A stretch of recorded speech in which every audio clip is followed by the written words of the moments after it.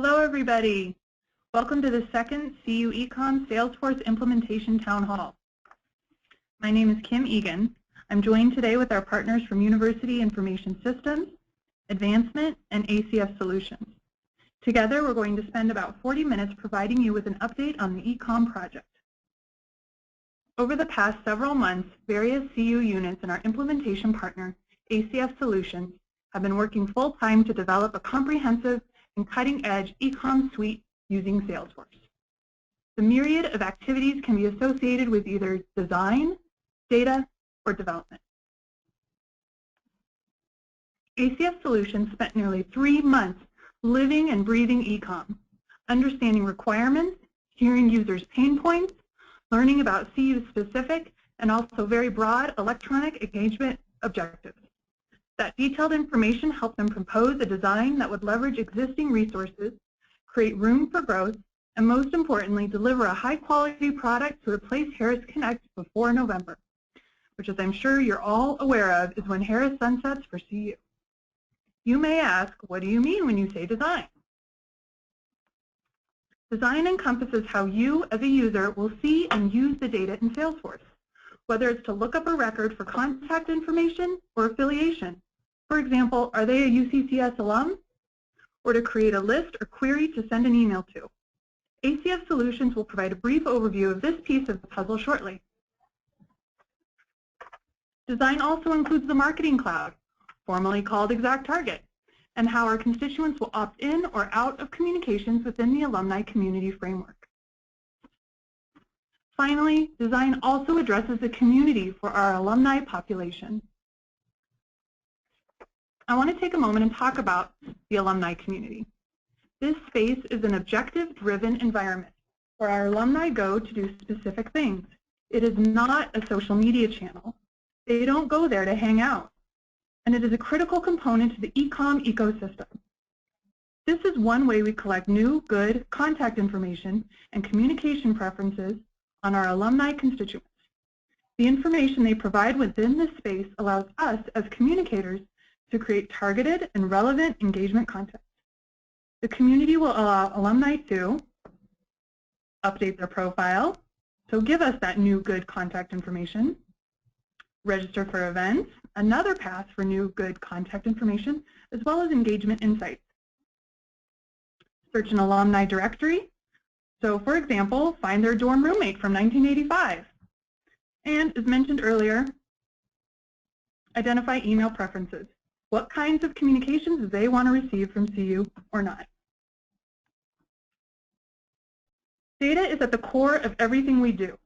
One of the reasons we selected Salesforce is because it allows us to know our constituents holistically, which in turn ideally drives content.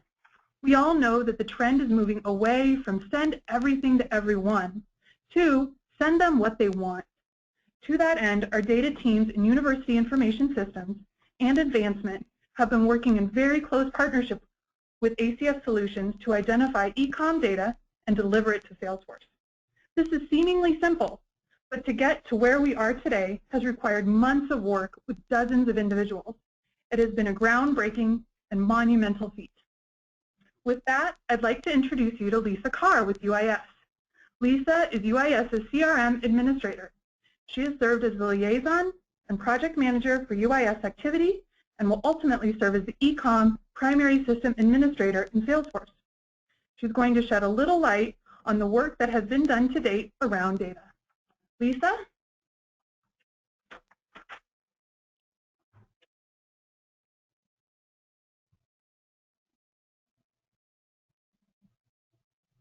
Hi, Lisa, are you there? Hi, everyone. We've been working very hard within UIS and advancement teams to pull data out of the systems that you see listed here. For example, we've been pulling data from HRMS, employee-related data, such as job code, department, location, etc. We've been pulling data from Campus Solutions, otherwise known as ISIS, related to students, such as degree information, term enrollment, and scholarship information. We've also been working on pulling data from advancement, which includes all kinds of data that you're used to getting today in Harris, such as non-CU degree information and non-CU employment. Additionally, we've been working on getting data from campus IDM systems, which includes pulling affiliations. So the way that an alumni is defined for UCCS may be a little different from the way that an alumni is defined at UC Boulder. So we've been working very hard with various teams from campuses to define those specific requirements. Now, from all of these systems, they pass through another very important system, which is MDM. You may have heard of this. It's Master Data Management. And what this is, MDM is a tool system that consistently defines and manages the critical data of an organization to provide a single point of reference, which is a very important part of a successful CRM. One record, one constituent, one record in CRM. So these above systems feed data to the objects in Salesforce, which Alana and her team at ACF have been very busy building, and we'll see next. So Kim, I'm going to pass this back to you. Great. Thank you, Lisa. With that, this is a perfect segue to pass the torch to Alana Steffens. She's with ACF Solutions, our implementation partner. Alana is going to spend a few minutes giving us a first-hand look at the Salesforce environment. Please note that this does not include the alumni community or Marketing Cloud, as those components are still under development. Thank you, Kim. We're very excited that we've been working the last 3 months, as Kim mentioned, getting very familiar with the data from all of the systems that Lisa mentioned earlier. And with that, I'm going to go ahead and share my screen. Currently, what you're seeing is a Salesforce contact record. So all of the aggregate data sources that were mentioned are coming into Salesforce into what we call an object. An object is just a place to store data. So you can have many objects in the system, and we've been busy designing and building those objects in Salesforce to capture and store that information so that you are able to report on that information, to pull your lists, as well as display this information in the community to our community users. Our related list objects, you'll see, are across the top here, and I'll scroll down and we'll start to see some data fill out. But here we have our contact record. We have some very high-level information. This is where MDM becomes very important, so that we only have a single Alana Steffens, for example, in the system as a contact. We have some biodemographic information that we're pulling in, and again, this is very important from an MDM perspective, Master Data Management, so that we are getting the truest source of this information, as this information can and does often get stored in several different places today. Several email addresses and opt-outs, and I'll go into more specifics with this when we look at the preference center that is defined by campus. We'll talk when we explore the Marketing Cloud in a later date, some of what we're calling our business unit opt-outs. This is essentially how we are preventing users from opting out of any email at all across the board with the University of Colorado. So we'll discuss those at that point. We have our social links. So in Harris today, folks provide that information on providing additional resources to find out information about them. And again, we've got some of our additional contact information, traditional contact information around addresses, phone numbers, etc. Okay. The data that we have been scrubbing through, learning through, understanding, and building out is in what we call our related lists. So these are displaying at the bottom. And this is just related information about the contact that I'm currently looking at. So you'll see here that I've got some enrollment information about an undergrad degree. Lisa mentioned we're bringing in some term information. So we've got identifiers that allow you to query a very specific population based on this information. You'll see the education object. We're allowing folks to self-report education, and so those are very clearly defined. We're also allowing education records coming from Campus Solutions to be officially defined in this object as well, so that you can see that full truth in one place and don't need to jump around to various places to get that information. Scholarship data, again, this is something that is coming from Campus Solutions and is pulling in. Interest, this is one where you may be familiar in the Harris community today. That's called an activity. And we decided in the interest of an out-of-the-box object from Salesforce that is also called activity to start using the nomenclature of an interest. And these are, again, activities that a student was involved in while they were on campus, and or activities that alumni are involved in that are considered a university-sanctioned group. The employment information, same as we have with education regarding official versus self-reported. So the official employment information is coming in from the from HRMS, and self-reported information is coming in through the community, as well as being augmented from the existing data that we already have in advance.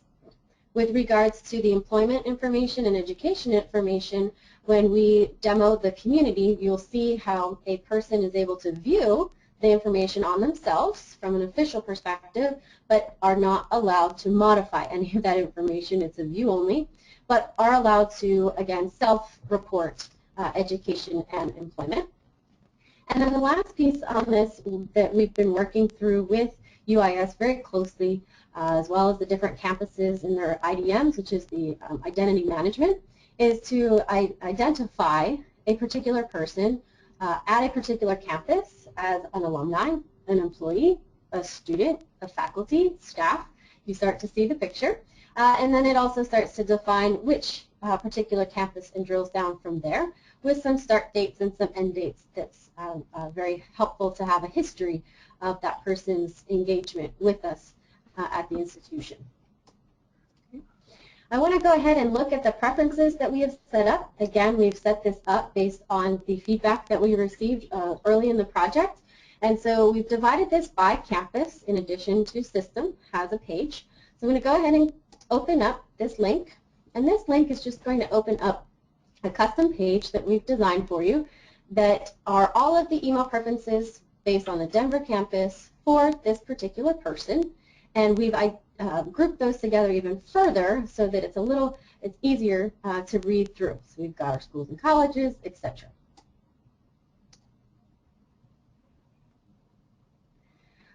Throughout this whole entire process, we have been working to additionally figure out how to get the data into Salesforce. And so there's been a big effort with the different teams to map all of this, which sounds easy, but it's definitely a task that is not to be mistaken for anything but easy. Kim, with that, I will give it back to you and go from there. Thank you, Alana, for the amazing development work you've done to support CU's broad and diverse data requirements. We appreciate all the work. Thank you. We appreciate all the feedback and the assistance. And attendees, please don't forget that you can post questions at any time. We're monitoring them throughout the town hall. While we've reached major milestones and are so far on track to deliver an eComm product to you all this summer, we've also experienced some setbacks. One of the largest is related to event management, which was originally within scope for Phase 1. However, after our discovery sessions with you all in December and learning more about the product that we had originally planned to implement, it became clear that that product was not up to par. For those of you who were with us in February for our first town hall, I shared a picture of a Ferrari. We want to deliver a Ferrari, and we felt that we would be delivering a used Camry. While Camrys are lovely, and no offense to Toyota, we want the best of the best. With summer quickly approaching, we decided to pull the events module out of this phase and focus on email and community. We didn't want to derail our teams or lose momentum. That being said, we still very much understand that it is imperative to replace Harris Connect by November, which includes event and membership management, as well as forms that support giving. We are starting immediately to identify a comprehensive solution that is more akin to a Porsche. And also note that you will still have access to Harris to ensure there is no gap in service. I understand that you may have questions. Please remember to post them along with any comments or concerns so we can address them. All right, so now what? We plan to conduct user acceptance testing and training for a small group of users in June. These lucky individuals will be tasked with testing the eComm Salesforce solution. This is our first stab at delivering the Ferrari. The testing and training for this group will ensure we are closer to meeting the broader expectations. All user training will be conducted in July 21st through 23rd. We're calling it eConference.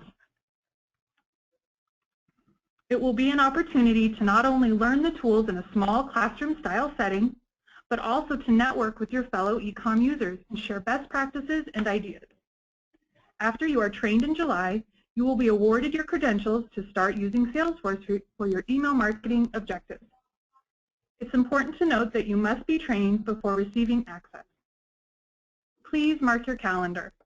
We plan to send email invitations soon with details. In August, we will launch the alumni community. Special campaigns will be created around this launch to invite them.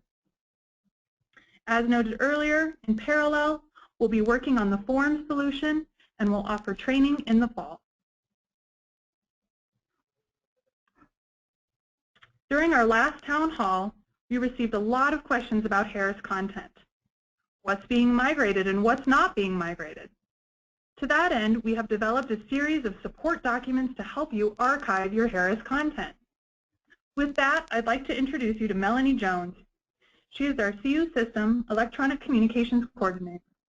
Today, she's going to spend some time walking you through the Harris Archive project, or as we lovingly refer to it as, HAP. Thank you, Kim, for the introduction. I'm going to navigate to the eComm website where we have our resources for our users. First and foremost, I'd like to spend a little time elaborating on the table in the top right of this page. Let's review the information that we'll be migrating. This includes data tied to a record, email preference data, and community display preferences. Data tied to a record is information housed in our data warehouse, which is provided to us from source systems. Lisa Carr from UIS touched on this earlier. As this pertains to Harris users, this is how you segment a population. For example, if I wanted to send an email to everyone who graduated from the Denver Business School that currently resides in Fort Collins, I can create that list in Harris. Those types of capabilities will still exist in Salesforce. In this regard, we will not be losing any functionality. What is email preference data?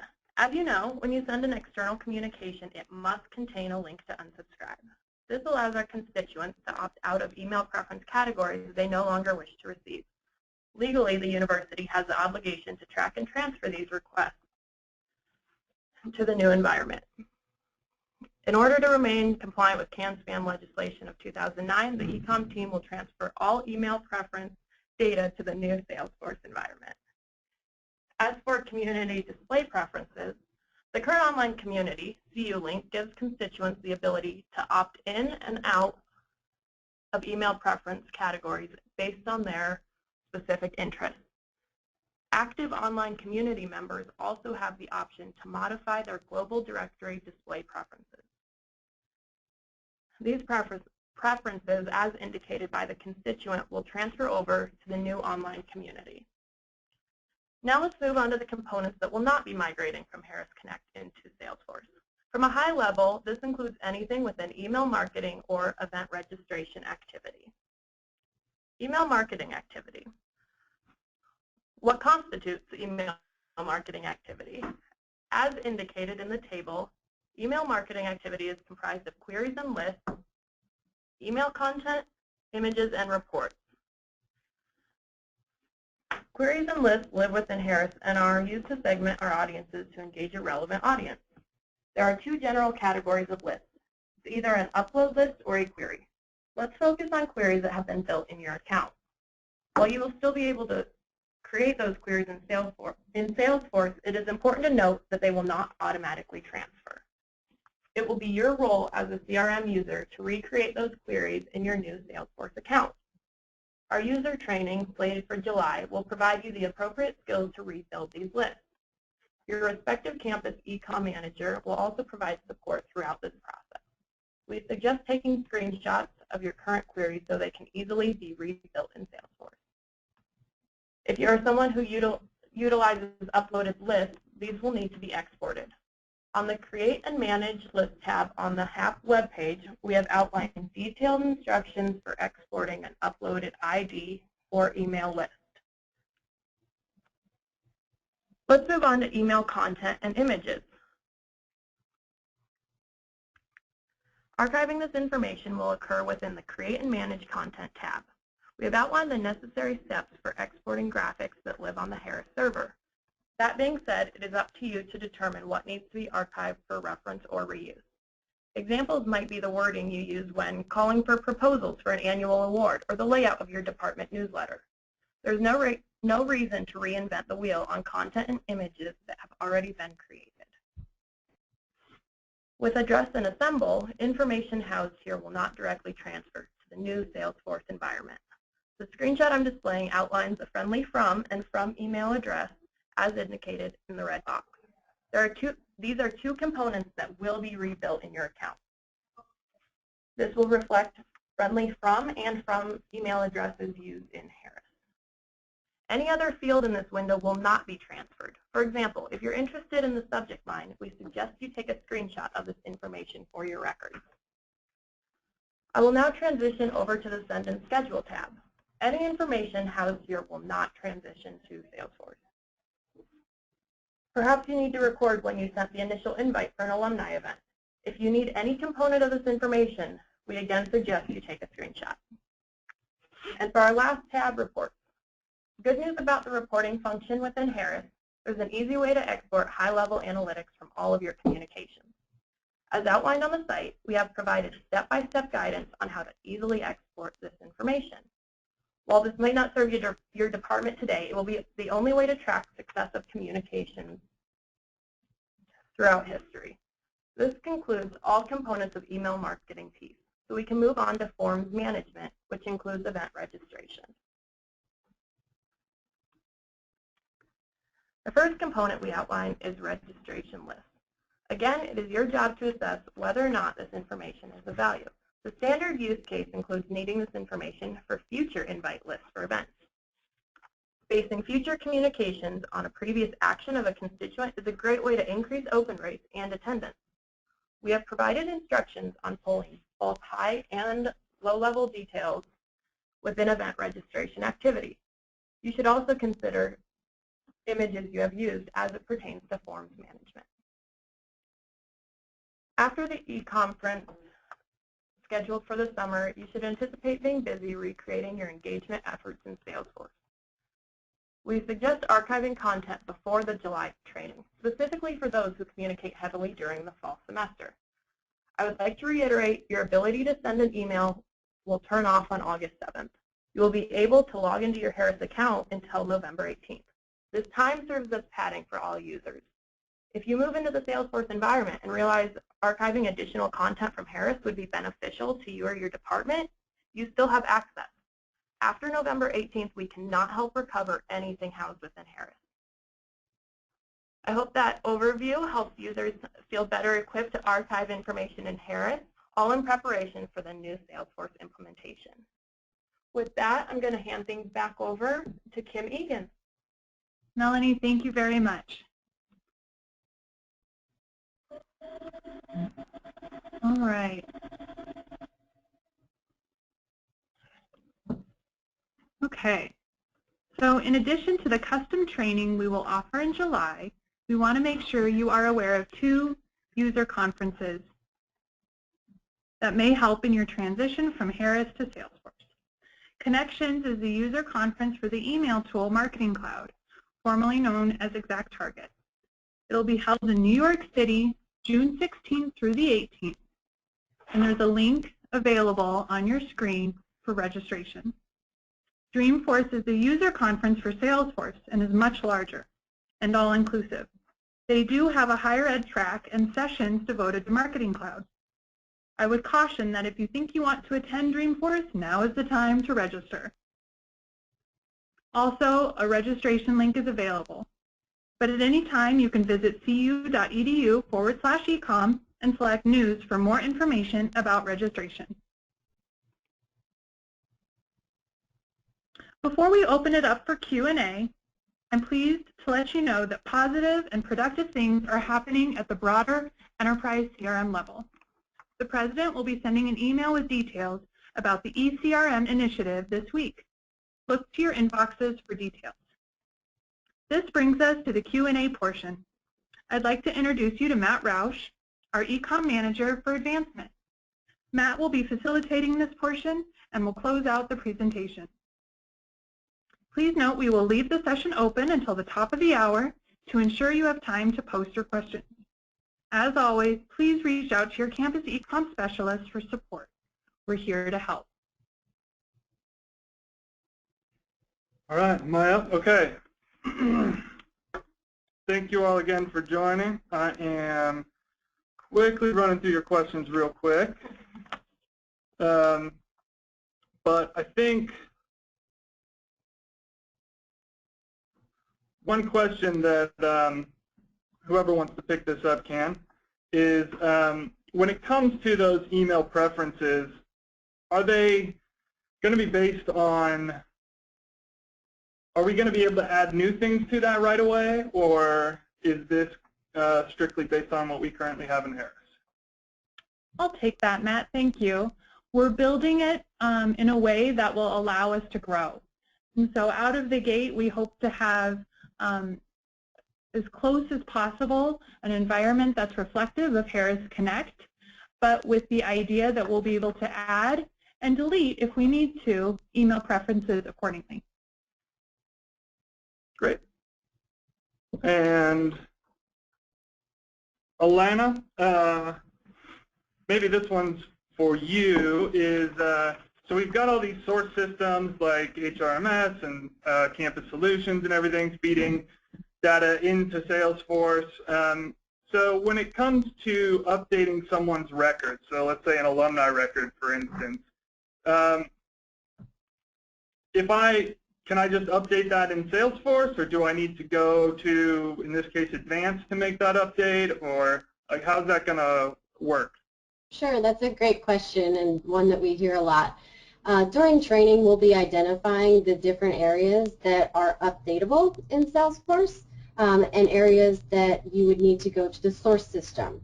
So part of phase one is to work through an integration that we call a two-way integration that would allow folks to update specific information about the person and push that back to Advanced. And those, again, items will be called out during training as to when do I do what and which direction do I go. Okay, great. And that's, I think a lot of the questions I'm seeing here will be totally clarified in training. There's some of this stuff that we're still actually currently working through to make sure that it's going to happen. So if I don't get to some of your more detailed questions here, that's because we're still making sure that they can happen. But one that I see here that I know we've actually asked amongst ourselves also is it going to be possible to bring in an outside list into Salesforce to send communications to, for instance, that's maybe not within coming from one of the source systems? I can take that, Matt. Alana, do you want to take it? I heard you chime in. Okay. There will be functionality to upload lists. However, we don't recommend it, and it's the same situation as it was in Harris. The reason we don't recommend it is because when you upload a list, Salesforce as a system doesn't know what record to update in Salesforce. There's no connection between who's in the list and which records are in Salesforce. And that's part of why we're going through all these Herculean efforts to build out this environment. We want to know which emails our constituents are receiving, which emails they are opening, and so forth. And uploading an email list does not allow us to capture that kind of engagement information. So yes, technologically the functionality will be there, but we encourage you to use the data to develop queries instead. And as an additional process, we'll work with you on processing that data to get it into Salesforce. And Elena, there is once we get this thing all settled out, and obviously we'll all be trained on this, but within the different sort of business units, as we call them, or departments, or however you want to phrase it in your mind, there will be ability to share things like email templates and images or things like that. Absolutely, yes. That will be available to share those email templates and resources such as images across those business units, and that's part of what is being set up right now in the Marketing Cloud. Great. And what about some like new templates created for schools and colleges? Are there going to be some kind of ready to go for us when we go live here? Yes. Yep, there will be. Yep. Great.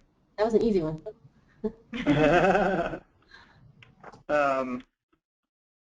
Let's see here. Got a lot of good ones here. So Kim, maybe you want to clarify. E-conference. This is going to be in person, right? I mean, this is so this won't be a virtual training, for instance. Yeah, we do encourage in person. We will not have virtual options. At this point, we're looking at one centralized location. Details will be released soon with location and times and details around all of that. But yes, it'll be a small classroom style setting with about 35 individuals in each classroom with very specific hands-on activities that we will ask you to do with the idea that you will leave and be able to do your job using Salesforce in a better way. And so I think when it comes to prioritizing your summer schedule, that is you're definitely going to want to be there in person if you can. You're going to get a lot more out of this specific training time than you will any other follow-up trainings that we might do. Of course, there will be some people who can't attend this e-conference, and we understand, and we'll certainly organize other things to get you trained other times and meetups. But this will be the one that you definitely, if at all possible, will want to attend. And Matt, I just want to reiterate that training is required in order to receive a license and access to Salesforce. So during training, you'll be using sort of a dummy account, and after training, that's when you'll be awarded access. And do you want to maybe reiterate the timeline for the sort of Harris shutdown, if you will, considering that the events tool is now going to be coming online in phase 2, so about forms and things like that? I'll do my best. Right now, we're looking at shutting off the ability to send emails August 7th. We will keep Harris open through its sunset, which is November 18th, specifically for event registration. And like I said, we're very actively working on finding a solution. But the ability to send emails will be turned off August 7th. You'll still be able to access Harris and access your email content and lists and so forth, but the ability to send will be turned off. And this is really to help ensure that we meet CAN-SPAM compliance. And as far as, sorry, I lost my place, folks. All righty. When it comes to email preference data, things like do not email, do not contact, that's going to be transferred over as well, right? Yep, as Melanie pointed out, that is one of the few things that we are migrating. In order to stay compliant with CAN-SPAM, we are migrating email preference data as well as community preference data at a global level. And I'll add to that as well is that there is a do not contact in advance that is being respected, and that is also a data attribute that will be coming into Salesforce.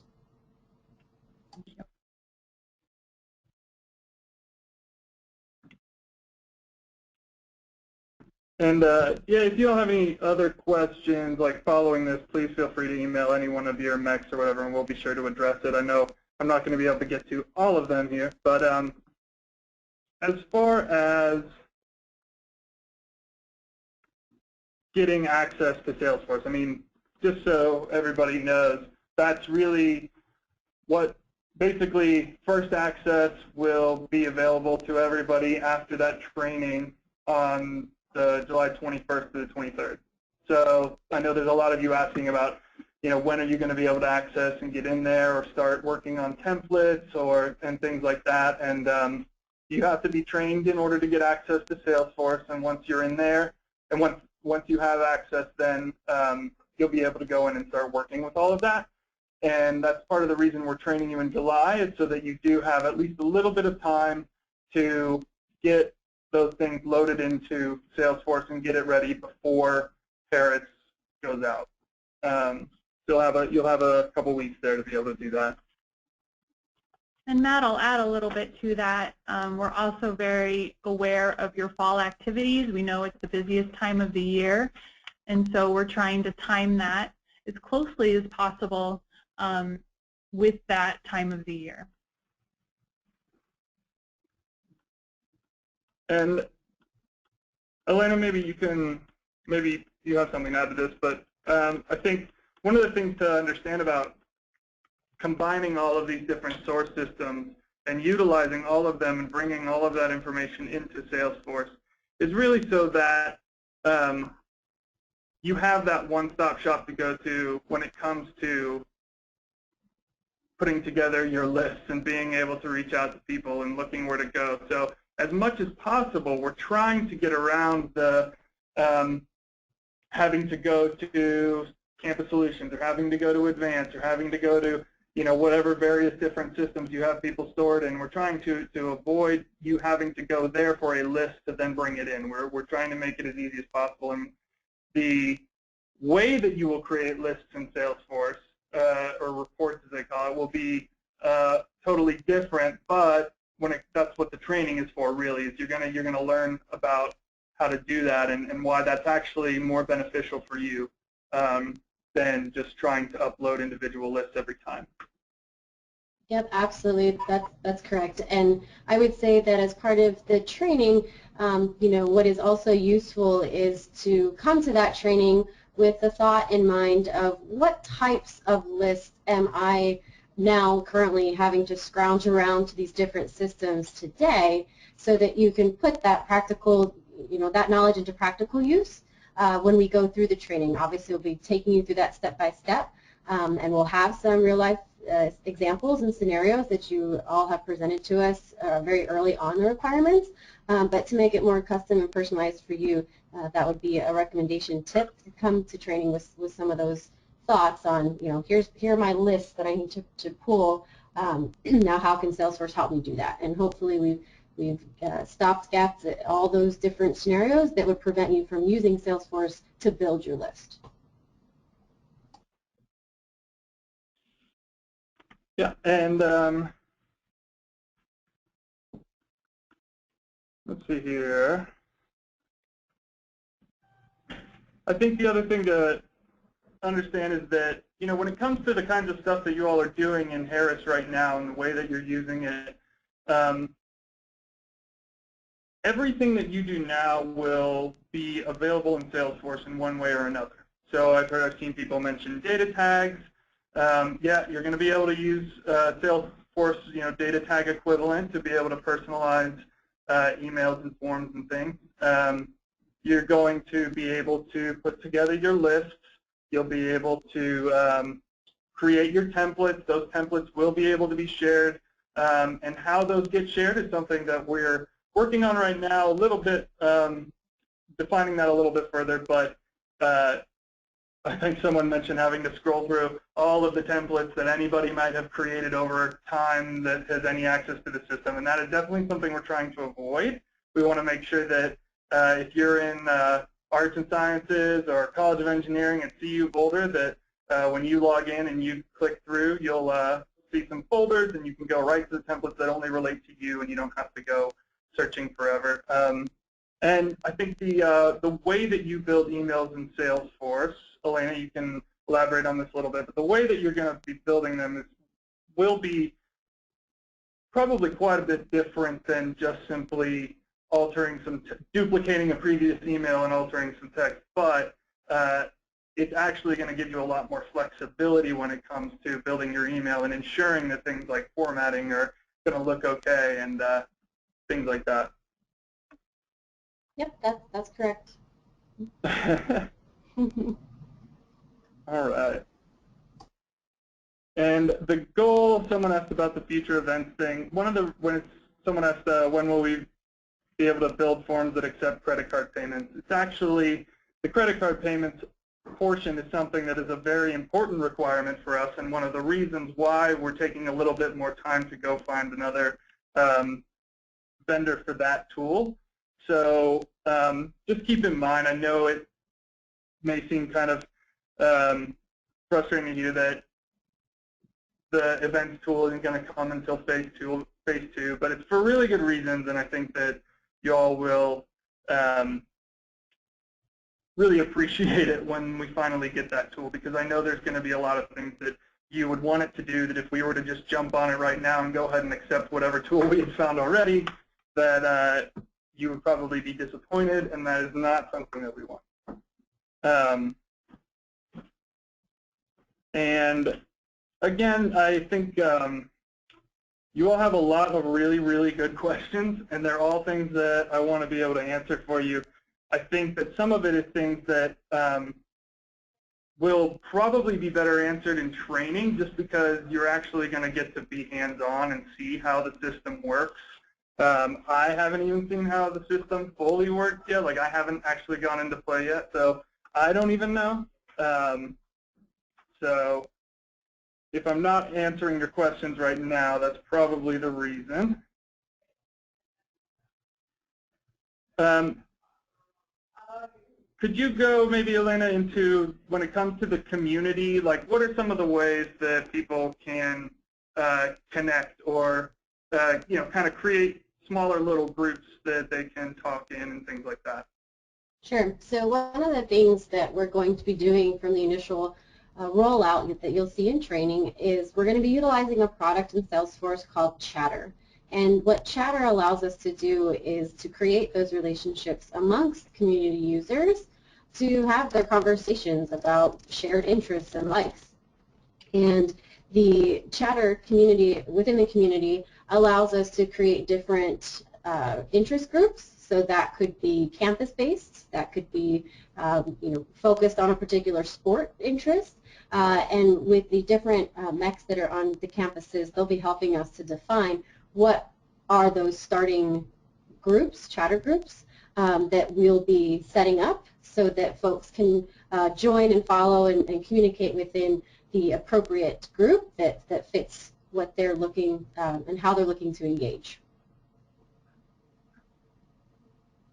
Okay, great, thank you. And then real quick, I'm going to have Melanie here give me a little bit more detail on how the form functionality is going to work going forward with Harris. So as we mentioned, we will turn off the ability to send an email on August 7th. That does not mean you cannot continue to use a form or a membership form within Harris. So not ideal, but at that point, we will be in two different systems, but there's no issues with functionality there, which will later be replaced by our event tool from phase 2. So there will never be a point where we don't have a event platform or form tool. Great. And then, Elena, I know I've had a chance to go in there and explore, and it is extremely easy to get lost for a very long time, but How robust is the Salesforce help system, exact target, the kind of self-help things offered within Salesforce? Oh, sure. So with this particular project, there is help provided by Salesforce that discusses the out-of-the-box functionality, useful to a point. And I say that because with this project, we will be creating those help materials that you will have direct access to in the system that is tailored to what we've done as far as the setup and the configuration so that the help is actually applicable to what you might be seeing. There's a particular product that we're actually also looking at that sits right on top of Salesforce that is the delivery mechanism for that help and is going to be very interactive. And so, you know, the training that is Salesforce branded out of the box, that is again going to be very geared towards the functionality for sales folks. And since we know that you are not sales folks, the materials that come out of the one-on-one personal training are going to be much more relevant. Great. And let's see here. Just so everyone knows, there will be some, a lot of this, we're working on the permissions right now so that when it comes to the information that you're able to see about a certain person, that will be dependent on, you know, your role and whether or not you need to see that information or not in Salesforce. So if you are someone who works with students and you're worried about student information getting out there to people who don't need it, that's something that we are very aware of and are working on making sure that those kinds of things are restricted just as they would be now. As for the e-conference, someone asked about, you know, if it's 3 days, we mentioned only having to go for 1 day. That is true. We're offering it over 3 days so that people have options.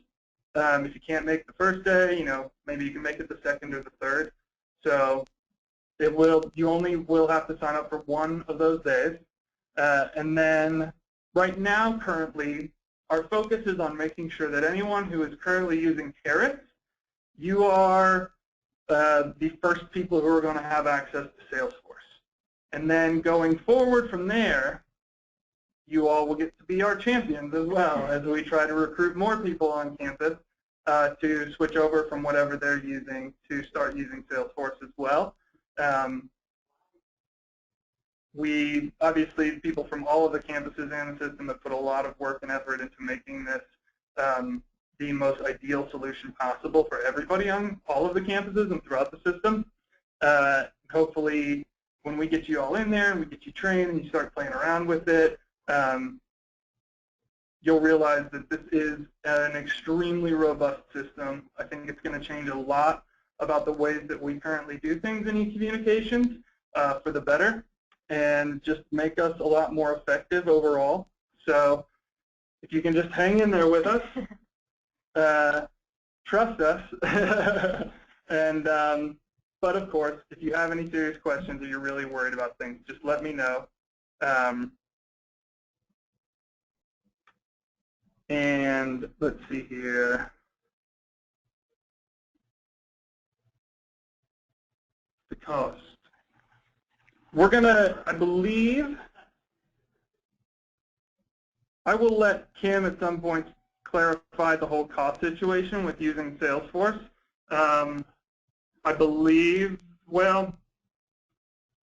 let's just say that I think it's very good for you all, but I don't want to say anything specific right now because I don't know exactly and I don't want to say something and then have it not be true. But just know that it is going to be a very good thing for you all. How about that?